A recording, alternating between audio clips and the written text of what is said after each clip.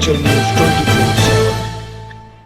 बहरहाल मैं यहाँ पे इसलिए भी आया हूँ कि चंबा एक दूर दराज का इलाका है और इसे एक प्रकार से हमें स्पेशल स्टेटस देना पड़ता। जब भी मैं माननीय भरमौरी साहब के साथ आया, चाहे हम आगे गए भरमौर तक या चाहे हम मेला तक गए, यहाँ का इनका एक कल्याण पब्लिक वेलफेयर का एक बिल्डिंग बननी थी, आई थिंक सामुदायिक केंद्र स्वास्थ्य का, हाँ मेला का। तो यहाँ पे बहुत फोकस रहता है सरकार का, रहना भी चाहिए, बिकॉज ये दूर का क्षेत्र है।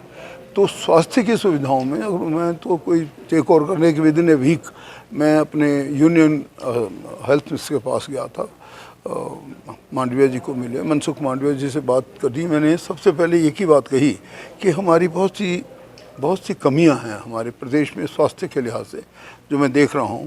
और उन कमियों में सबसे बड़ी बात क्या है कि जो बीच का जनरल हॉस्पिटल या सिविल हॉस्पिटल या कोई भी मेन हॉस्पिटल, चाहे वो आईजीएमसी है, चाहे वो हमारे उससे भी बड़े हॉस्पिटल जैसे हम पीजीआई भेज देते हैं, उन पे प्रेशर को कम करने के लिए खासकर हमारे ज़िलों में हम चाहते हैं कि आप हमें कुछ ऐसी मोबिलिटी दें जिसमें 2-2, 3-3 व्हीकल, इधर को 3 व्हीकल हमारे परले क्षेत्र को, और 6 छोटी मोबाइल हमें आप वो दे देंगे जिसमें सब कुछ हो, हार्ट का हो, सर्जरी का हो, उसमें विशेषज्ञ हो, चाहे वो 2 दिन ही जा सकें हफ्ते में या 15 दिन में। ऐसा एक मैं अपना प्रस्ताव दे के आया हूँ।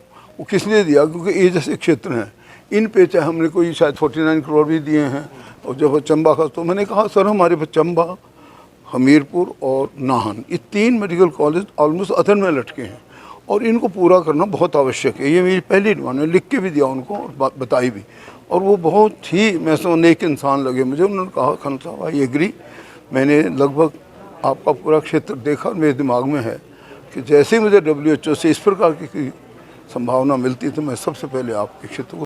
देखिए, जो कांग्रेस कुछ भी वादा करती है वो पूरा करती है। हमने 300 यूनिट बिजली के फ्री कहे हैं और वो बाकायदा फ्री कहे नहीं, होंगे भी, रहेंगे भी, और हमेशा आने वाले समय के लिए भी हमारे रहेंगे। हमारी और भी बहुत सी गारंटीज़ हैं जो आपने देखी है, 10 गारंटी के रूप में लिखी गई हैं। इनमें से हम केवल 2 को एड्रेस कर सकें। एक तो OPS किया है और उसका 1 अप्रैल से किसी की डिडक्शन नहीं हो रही।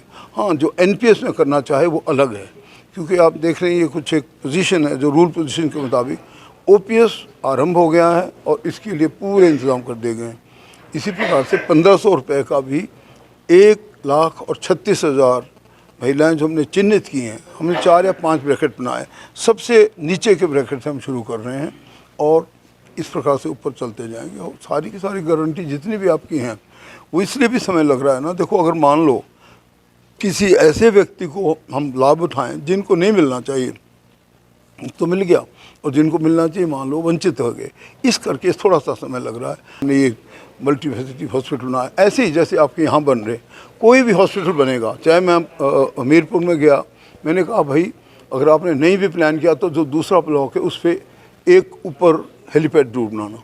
उसका मीनिंग ये है कि हेलीपैड अगर होगा बड़े मेन हॉस्पिटल में, तो चाहे वो बड़ा कोई भी हॉस्पिटल, मेरे हिसाब से तो किसी भी हॉस्पिटल में हो जाए तो बहुत अच्छा। परंतु जो इस प्रकार का हॉस्पिटल से टांडा मेडिकल हुआ हमारा, जैसे अभी बन रहा है medical college and hospital Hamirpur में बन रहा है, या जैसे आप यहाँ बन रहा है अपने हैं, हाँ जहाँ भी आप आगे में जगह में कल देखना चाहूँगा आपका, तो वो उसमें भी सबसे ऊपर प्रॉपरली एक हेलीपैड का स्थान रखा जाएगा।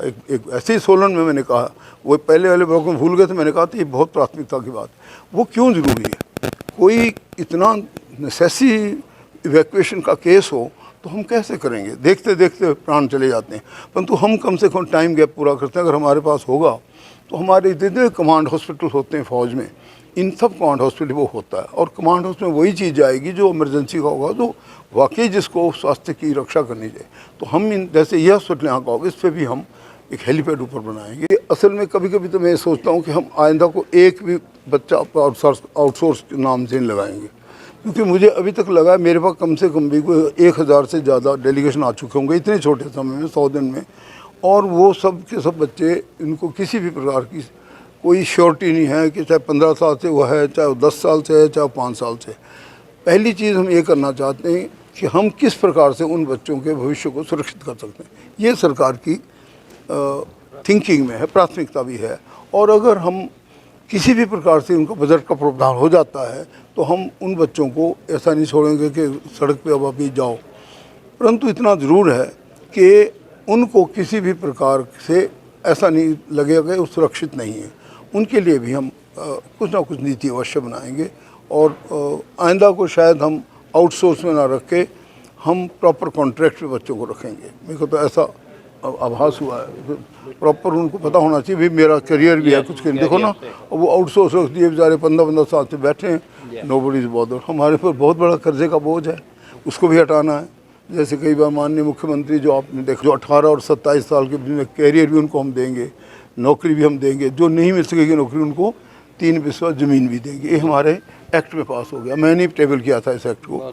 और ये एक मैं समझता हूँ पूरी और भारत के सब जितने भी हमारे राज्य हैं उनके लिए भी एक लीफ है, एग्जाम्पल है।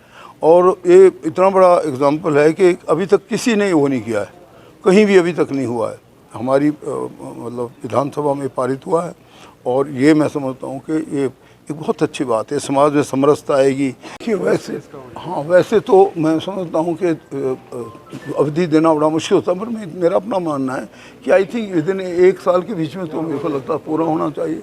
1 साल का हम खुला टाइम देते हैं। और मैं ये चीज़ मैं कल कह रहा था अपने हमीरपुर में भी, क्योंकि देखो कुछ चीफ इंजीनियर खुद बैठे CPWD के वहाँ पे और हम तो उन्हीं से डील करते हैं। तो मुझे पूर्ण आशा है कि जैसे हमारे कर्मठ यहाँ के विधायक महोदय हैं, ये भी खुद देखते रहेंगे और हम भी गाहे बगाए आकर बीच में इसका निरीक्षण करते रहेंगे। हमीरपुर है, मैं कल यही देख रहा था कि भाई वहाँ पे बहुत प्रेशर है, बहुत रश है, और उसको कम कब कर सकते हैं जब अगर हम बाहर के चीज़ों को सुदृढ़ करेंगे ताकि उन पे कम आए। और वहाँ सच्ची डॉक्टरों के कितने हम डॉक्टर पूरे करें, बहुत हमारे पास अभी चीज़ें कम है, इसमें कोई दो राय नहीं। और वो कमी हम कबूल भी करते हैं और हमने उसके बारे में रोड मैप भी बना लिया है जो कि हमने किस प्रकार से इन कमियों को पूरा करना है। समय भी लगे, हर प्रकार की कमियां हैं, चाहे वो पैरामेडिक्स हैं, चाहे हमारी नर्सिंग स्टाफ ऑफिसर्स का है, चाहे हमारे विशेषज्ञों का है, चाहे हमारे GDMO का है। आपको मैं बता दूं कि अगले कुछ ही हफ्तों में हम 200 डॉक्टर की भर्तियाँ करने जा रहे हैं। हम 700 नर्सिंग स्टाफ की भी भर्ती की प्रक्रिया आरंभ करने के लिए तैयारी कर चुके हैं, तो ताकि हमारी कमियाँ पूरी हों। चंबा जैसी चेन में, चंबा जैसे क्षेत्र के लिए ये हम स्पेशल स्टेटस के रूप में देखते हैं। यहाँ की जो समस्याएं हैं वो और जगहों से भिन्न हैं, इसलिए अगर जब भी कुछ हमें देना, अवार्ड करना होगा, इसके लिए थोड़ा और ज़्यादा सोचेंगे। और इसीलिए मैं स्पेशली आया हूँ कि चलो मैं देख तो लूँ यहाँ की हालत क्या है, कहाँ तक हमारी कंस्ट्रक्शन आई है, जो दूसरी चीज़ें हैं। सभी सीनियर हैं हमारे, हम लोग यहाँ बहुत महत्वपूर्ण प्रश्न आपने पूछा है। इनफैक्ट बहुत पहले जब हम इकट्ठे थे, धनमौरी साहब भी साथ थे, राजा वीरभद्र सिंह जी ने हमें एक अल्ट्रासाउंड मशीन दी। कहाँ पे? टूटू में। और मैंने इतने सालों में, अब तो एज ए स्वास्थ्य मंत्री देख रहा हूँ कि वो मशीन सुनाने वाला ही कोई नहीं, क्योंकि हमारे पास रेडियोलॉजिस्ट नहीं है। तो हमने इसके लिए क्या सोचा है कि 6 डॉक्टर के बैच बनाने शुरू कर दिए। और उनको हम मतलब है कि तकरीबन 6 वीक्स की ट्रेनिंग दे रहे हैं, जिससे उनको वो जितने भी उपकरण चलाने की आ जाए, जैसे अल्ट्रासाउंड मशीन ही चलानी आ जाए। और वो जब तक हमारे, क्योंकि 3-4 साल में विशेषज्ञ तैयार होंगे तो विल टेक सम टाइम, तो तब तक हम GDMO को, जो जनरल ड्यूटी मेडिकल ऑफिसर है, उनको ही ट्रेनिंग देने का हमने कर लिया है। और ये ट्रेनिंग शुरू कर दी कि 6 का बैच तैयार कर रहे हैं। जब वो लग जाएंगे फिर और 6 तैयार करेंगे, तब तक हमारे पास दूसरे विशेषज्ञ तैयार हो जाएंगे, तब हम कमी को पूरा